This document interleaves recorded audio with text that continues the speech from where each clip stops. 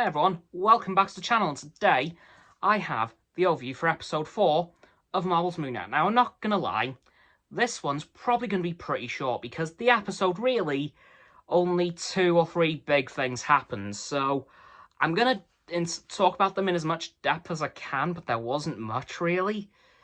Like all the other Marvel shows that have come before, lots of things have happened per episode, so I was able to make these videos a bit longer, but in Moon Knight, they seem to be going down the route of 2 or 3 big things per episode instead of like 4 or 5 little things that amount to a big thing.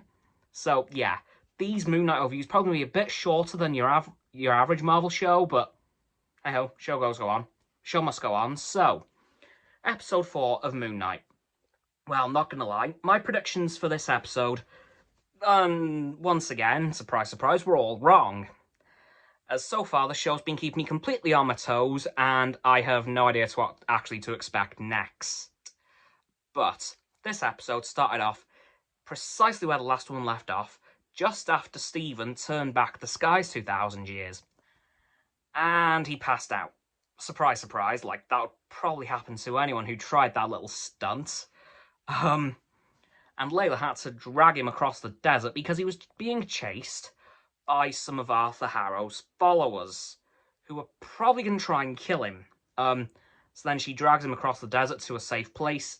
She eventually beats them up, which was amazing to watch. She is a very good fighter. Wow. You can tell that she's learned a lot from Mark. But after that happens, Stephen wakes up, and then they head over to a pyramid, which of course acts as burial places for a lot of ancient Egyptians. Well, pretty much all the royals, all the pharaohs. And in this tomb, there was quite a surprise because this tomb didn't actually belong to a pharaoh. In fact, he wasn't even Egyptian. It was the tomb of Alexander the Great. Yeah, because he insisted he was Egyptian, and as a result, he ended up getting an Egyptian burial. Nice work, Alexander.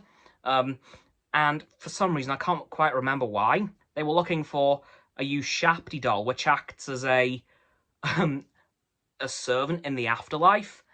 And unfortunately for Stephen, it was inside of Alexander's stomach. Yeah. He loved that. But earlier on in the episode,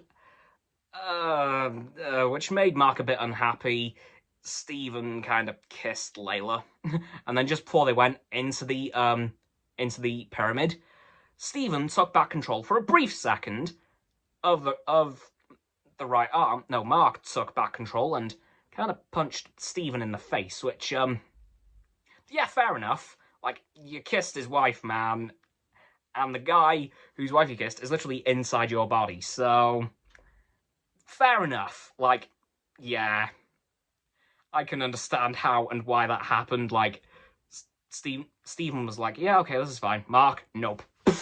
Punched him straight in the chin. Well, it's what happens.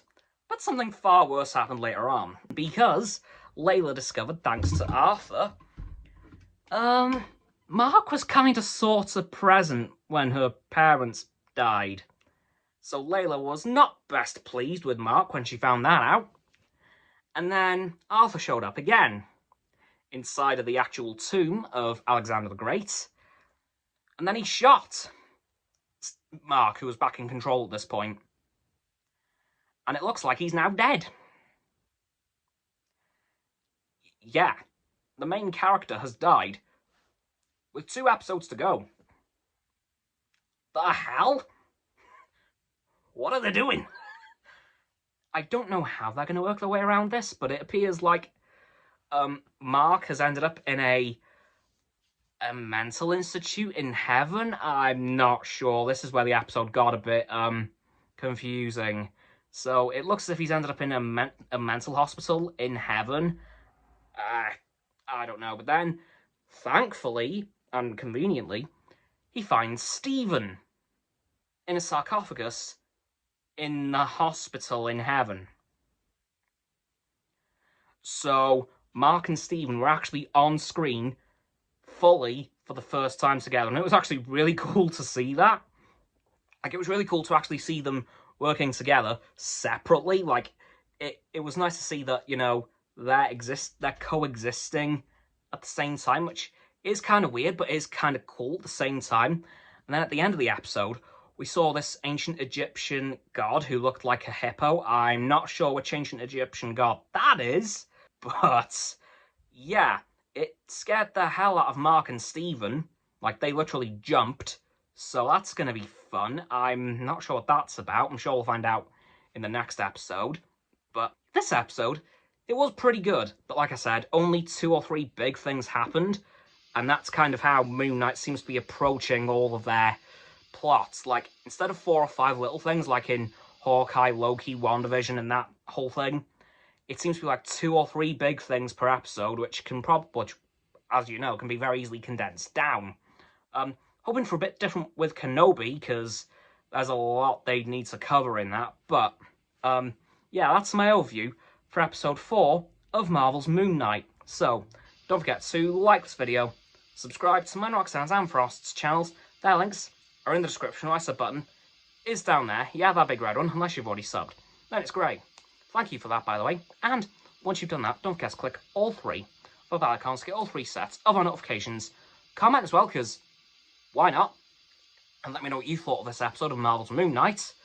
Once you've done that too, don't forget to follow me on my social medias. They will be in the link tree in the description.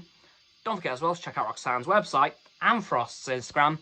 Their links are also in the description below my link tree. And lastly, please, please, please, do not forget to share this video with all of your friends so they can join the infinite loop of liking, subscribing, commenting, following, and sharing, and around and around and around that loop.